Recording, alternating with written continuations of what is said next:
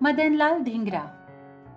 England की राजधानी London में एक अति महत्वपूर्ण अफसर को मौत के घाट उतारकर अपने साहस का, शूरता का कमाल दिखाने वाले तथा भारतीय क्रांतिकारियों के संगठन सामर्थ्य का संसार को दर्शन कराने वाले एवं हंसते हंसते हौतात्म्य स्वीकार करने वाले वीर का नाम है मदनलाल धिंगरा।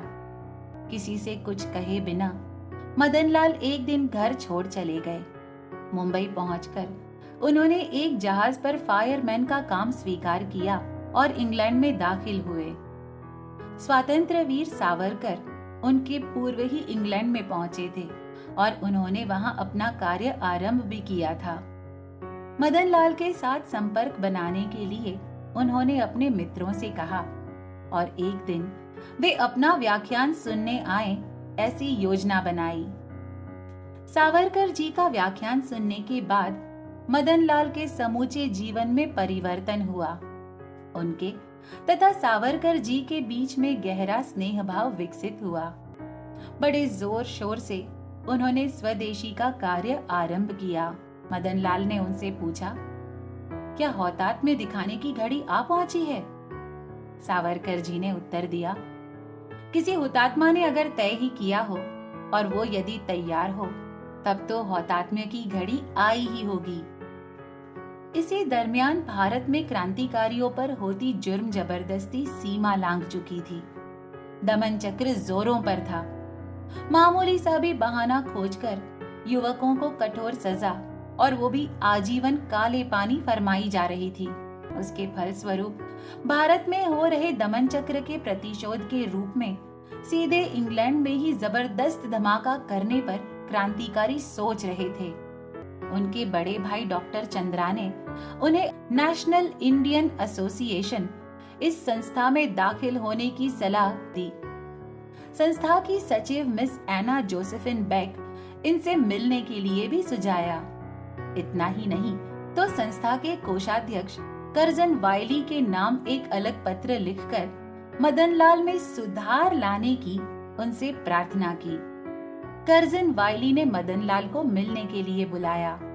इस मौके का लाभ देश हित में उठाने की मदनलाल ने सोची। उन्होंने संस्था की एसोसिएट मेंबरशिप स्वीकार की। यही नहीं तो मिस बेक तथा कर्जन वायली के साथ कुछ ही अवधि में गहरी दोस्ती बना डाली। कर्जन वायली सन 1901 में भारत मंत्री के सचिव बने। इंडिया हाउस के कार्यालय के मानो वे सूत्र संचालक ही बन गए। भारत में चलने वाले दमन चक्र और अत्याचारों में उनका काफी बड़ा हिस्सा था। दिनांक 8 जून 1909 के दिन देशद्रोही कविताएं छापकर प्रकाशित की इस इल्जाम की वजह बाबा राव सावरकर जी को आजन्म काले पानी की सजा फरमाई जाने की खबर एक गाज के समान आकर सावरकर जी पर आ पड़ी। सावरकर जी बहुत उदास हुए। उस समाचार से मदनलाल बहुत गुस्सा हुए। खुद कर्जन वायली को ही खत्म करना तय हुआ। दिनांक 1 जुलाई 1909 को नेशनल इंडियन एसोसिएशन का वार्षिक सम्मेलन जहांगीर हॉल में आयोजित हुआ था। उसी दिन ये काम पूरा करने का निर्णय हुआ। समारोह के दिन शाम हर एक परिचित सज्जन के साथ मदनलाल ने बड़ी आस्था से बातचीत की। रात को 11 बजे कार्यक्रम संपन्न हुआ।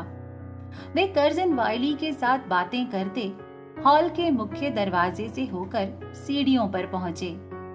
वहां उन्होंने कुछ गोपनीय खबर सुनाने का बहाना कर कर्जन वायली को अपने बहुत निकट आने के लिए बाध्य किया। कुछ पता चलने के पहले ही उन्होंने अपना कॉल्ड रिवॉल्वर निकालकर 2 गोलियां दागी।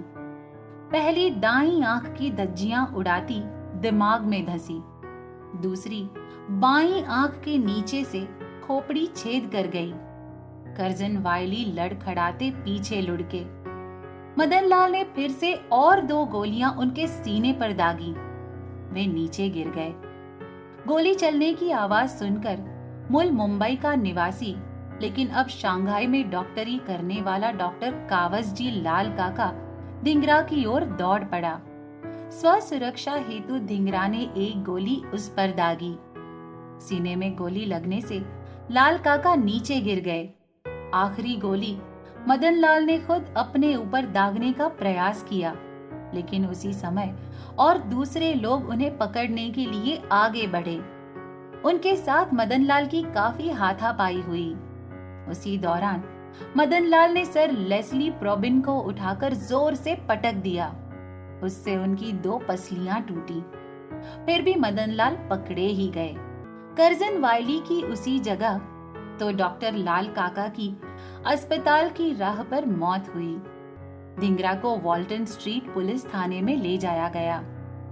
दिनांक 10 जुलाई 1909 को वेस्टमिनिस्टर अदालत में मैजिस्ट्रेट के समक्ष धिंगरा के खिलाफ मामले की सुनवाई शुरू हुई। दिनांक 23 जुलाई 1909 को मामला सेशन कोर्ट में तब्दील किया गया। अदालत के समक्ष सादर किए हुए अपने अंतिम बयान में उन्होंने खुद को फांसी की सजा ही देने की प्रार्थना की।